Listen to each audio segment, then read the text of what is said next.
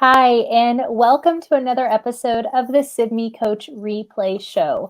I'm your host, Corey Camp, and today we are bringing back one of my favorite coaches, Kellie Pitman. She's a 33-year educator who has most recently served on the Alaska Statewide Mentor Project and the Performance Review Board in Alaska. She's also been a presenter at district, state, and national conferences. And most importantly, she is one of our elite coaches from our Sibme virtual coaching team. So welcome back, Kellie. Thank you, Corey. It's great to be here with you again. Yes, I'm super excited. So we are talking today about systems and routines again, and specifically we're looking at the attention signal. So talk to me a little bit, Kellie. Let's talk to our viewers about what we mean by attention signal and why it's important. Well, I think we might start with some facts first, Corey. And, Okay. these are facts that are pointed out by Randy Sprick and Charlotte Danielson, even Todd Whitaker. Let's start with all effective teachers are effective classroom managers, right? And then effective teachers that we know are continually improving their classroom management skills. Not all teachers are effective classroom managers. It takes some It's work. a sad fact. And without that effective management, effective teaching cannot consistently occur. Absolutely. But here's the good news. All teachers can become more effective. And then that'll take us right back to that first thing we pointed out, that all effective teachers are effective classroom managers. Absolutely. Yeah, those are great facts, definitely, to start with, for sure. Well, even though we've kind of given it away, I would usually start this conversation with what is the most important procedure that any teacher must have? And I might hear a lot of great suggestions from the room. But if we look at each idea and we analyze it, I don't think we could successfully integrate any of the procedures without first securing the student's attention. Am I right? Absolutely. You are so right. That's important. Really, really important. So then I would ask, what is your procedure for securing your students' attention? What's your attention signal? And remember, the attention signal is the one thing you do consistently every time you need the attention of your students. So recently, I've collected a few responses from teachers, and let me tell you, there are some very clever attention signals out there. And I don't have a problem with clever. I think that's all fine and good. But I want to emphasize that your attention signal should be yours, and it should be consistent in words, register, body language, and most of all, in your expectations. So what do you mean by it should be yours? I'm interested to hear you talk more about that. Yeah, when I'm coaching music teachers or other educators that either have classes coming to them or they're teaching students in the students' homerooms, they want to default by using the signal that the students are used to. But establishing a teacher's own strong voice is critical in effective management whenever you have students in front of you. Now, I hear you say strong voice. That's a teach like a champion technique. Yes. Teach like the champion, strong voice. That technique incorporates exactly what I mentioned earlier for an attention signal that works. Your tone and register, your body language, your expectations. Doug Lemov, he's the author of Teach Like a Champion. He says that strong voice is affirming your authority through intentional verbal and nonverbal habits, especially at moments when you need control. Well, securing your students' attention is the moment you need control, isn't it? Oh, yeah, absolutely. So strong voice, the technique, it's broken down into 6 components that all apply to an effective attention signal. You have formal register. It's your I mean business tone. You have your body language. That's the same position every time. It might be square up, stand still, like Doug Lamov describes, Mhm. or it might be with your hand raised. It might be your palm is open. It might be counting out as you wait. So another component of strong voice is quiet power. And for your attention signal, this is when you are calmly waiting for compliance, complete compliance. And economy of language. I was thinking about you might be saying your attention signal a lot, so you don't want to waste words. Make it short and exact. Do not talk over is another component Doug Lamov lists for strong voice. And again, for your attention signal, this is just you calmly waiting. If you teach your students emotion that is observable in reply to your attention signal, then you don't have to talk over students and repeat yourself ever. The students that are attending are quietly signaling the other students until everyone catches on. And then there's also do not engage. Remember, your attention signal is a statement, not a question. If students are not complying, then you can use proximity to reinforce your expectation. I love that. I love that you went through those 6 components of strong voice, because they absolutely apply to the attention signal. And, so often I see teachers who they've got a signal, maybe one that they're trying out, or even one that they feel is their attention signal, but usually the wheels fall off a little bit further down those components. So like where we don't talk over, or it's not the economy of language. It's kind of a long thing that you can't apply very quickly. But a lot of times there's not as much wait time in that, where we're looking for that compliance and reinforcing within that. So I think those are really, really straightforward for sure. Right. I think the success of your attention signal lies in the teaching and the reteaching when needed. Mm-hmm. The students, the signal, your expectations, and then, like you were pointing out, your own ability to stick to it. Yeah. Yeah. So teachers need to remember that procedures are taught, not just explained. Teaching your attention signal is kind of a training session, and you're the trainer.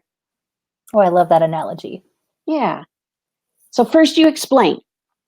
You might say something like, there will be times when I need your focused attentions. And when I need your attention, I will do 2 things. Here's what I will do. And then you say and you show the attention signal to your students. And then you ask them, what did you hear me say? What did you see me doing? And so the students are identifying it, right? And you're getting that feedback. Then when you see me doing these 2 things, I need you to stop what you are doing, any talking, and raise your hand, or whatever observable motion that you're attaching to the attention signal that you're using. Then you tell the students, see, that will be your signal to me that I have your attention, and to others that may not have heard my words. See, that's why I like that motion part too. Yeah, I love that. It reminds me a little bit. I've got some younger kiddos that I'm raising, and when we are about to go, like it's busy right now on the shopping season, and just the other day we were heading into the mall, and I had to explain a little bit of, okay, so if you hear me say this or do this, you need to stop and come to me. So that explain piece is a really, really important one. It definitely sets a good tone for sure. Right. But when just like a trainer, you're going to follow up with practice. Yeah. So you practice, but I suggest practicing with a small group first. Mm-hmm. No matter how big or small, you could have a class of only 10 students and still practice with 2, right? Mm-hmm. And the reason why is you get that practice step in, you tell them ahead of time, now we're going to practice our attention signal. When I say go, you start talking and working at your seat or whatever our normal classroom thing is. And then when you hear or you see the attention signal, you stop what you are doing, any talking, and you raise your hand or whatever the emotion is. Mhm. See, that gives you a chance to repeat your expectations, and Mhm. then you let the whole class give feedback on the small group. So then they have the opportunity to be specific about the action, the words, and what it looks like when it's done correctly. So that practice with the small group is a great opportunity to just reinforce the expectation. Then you practice with the whole class, Mhm. right? I'm And sensing a you little gradual release here. I like it. exactly, Yeah. exactly. And but when you practice with the whole class, that's your teacher, the teacher's opportunity to give some specific feedback. I see you quietly looking at me with your raised hands, ready to learn, or whatever you're going to say. but Mhm. but build in those expectations as part of your feedback, so it's being very specific. Yeah. And you can tell the students when they don't follow the procedure quickly, you will take their time to reteach it using the same steps of explain, practice, and reinforce. So, and yeah, reinforcing it every time with specific feedback or thank you for your quiet and focused attention, I whatever. love that. I love that. Yeah. Okay. So, of course, the big part there is, I mean, you can teach and reteach using those same 4 steps, but in the end, you've got to stay consistent. It's crucial. You wait for complete compliance. And the first few times, it may be a long wait. And you should see students quietly looking at you, showing the motion that you've chosen, and you can always thank the individual students that are getting it and doing the attention signal. Of course, that'd be recognizing the behaviors that you want. But you can also use proximity for the students that are not attending until they do.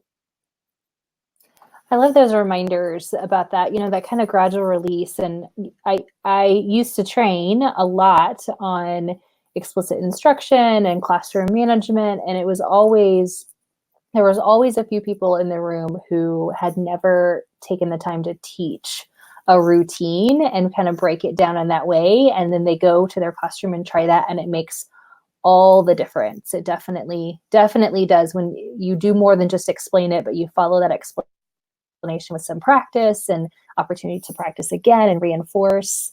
So my question to you, Kellie, is should all teachers be doing this? And by all, I mean, is this an every grade level thing? Is there a time where students grow out of this need? I know. Yeah, there are teachers out there that want to tell me that attention signals with the hand raised, whatever, is for elementary, right? Mm-hmm. But procedures apply to all grade levels. And I mentioned I like having the physical motion in there no matter the grade level, and have the signals out there, and you can automatically see the compliance Mm-hmm. going with it. So a simple hand raise, I mean, I do that in teacher workshops.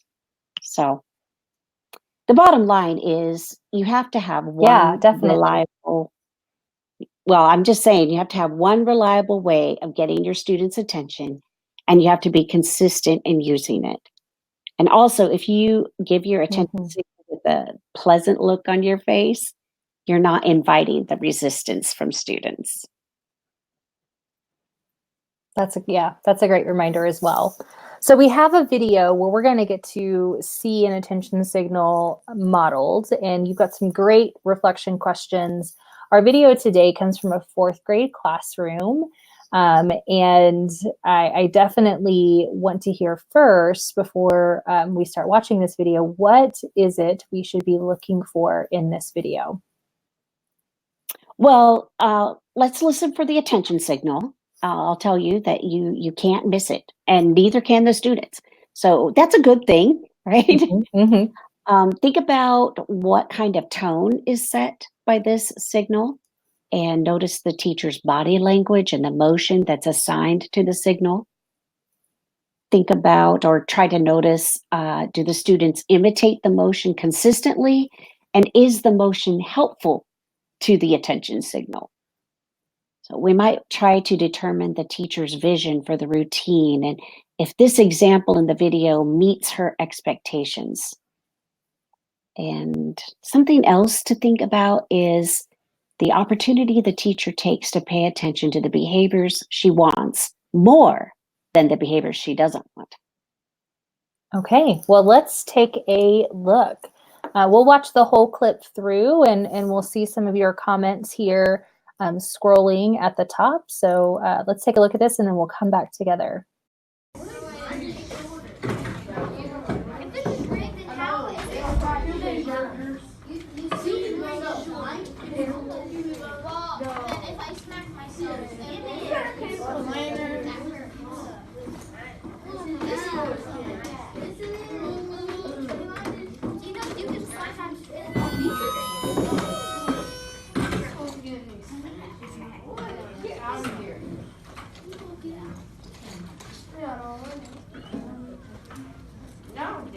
Thank you, Emma and Eric and Asa for being such great class leaders. What are we supposed to do when we hear the harmonica? Go sleep. A secret unicorn. You should be quiet. Okay? Let's go over your morning work. All right. I love that. The secret unicorn. All right, Kelly. Not sure what that was. Yeah. That's an opportunity to do not engage. That's right. I'm definitely interested in the secret unicorn. So as you approach this, as if you were coaching with this video artifact, tell me a little bit about how you would approach that. Well, right away, you kind of get into the attention signal, which was the focus of the video, of taking the video. Give me an example of your attention signal. So we've got the attention signal being that harmonica being played. And you might think about what kind of classroom tone is set by that signal. Does it fit? A harmonica is not going to be for everybody. I can admit it's not going to be for me, but I'm not out. I am not out there coaching mini-me's. I know that, but I would leave the harmonicas someplace and forget where I had it, and would never work. Here. Right? Yes. So, but that's a good fit for her, and why she chose it. So we're also going to look at the body language and the motion that is assigned to the signal. What does it communicate? Is she getting the signal back from the students that they are attending? Mm-hmm. See, if it was consistent, it would be helpful. But in this case, I might ask her, is the motion helping? Is it helpful in gaining all the students' attention? We can determine her vision for the students' attention, like her desired outcome. But she does kind of, at the end, try to remind the students. I think it was an attempt at reteaching, but this would be a great launch for that next steps conversation on reteaching, to include the explain, the practice with a small group, the practice whole class, specific feedback and reinforcement, right?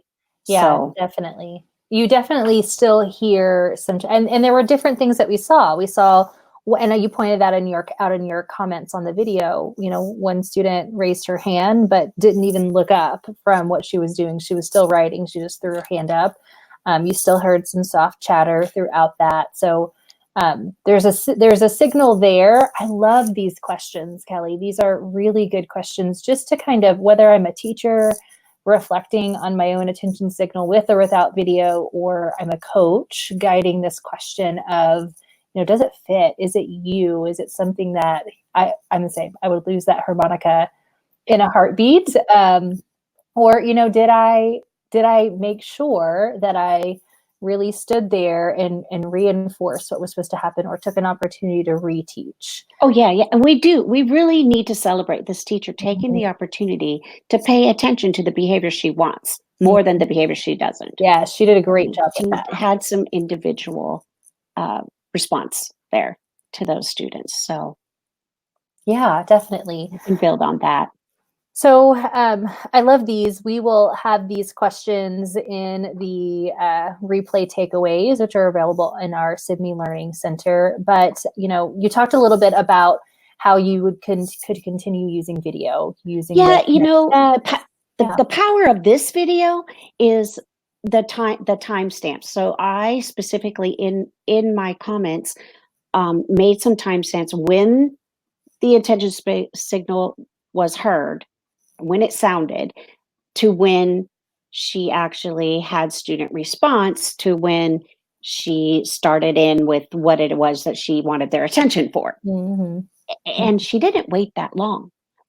And I would like her to discover that by studying those timestamps, right? Right. I think that's pretty powerful, and those are words that's something I don't have to point out. It's right there on the video. So I think it would be great to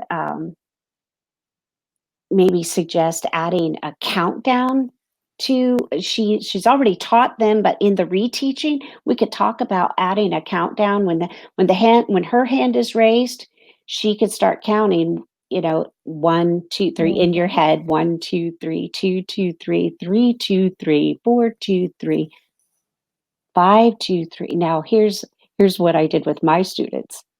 If they had their hand raised and giving me their attention with no talking before I got to 5, they won.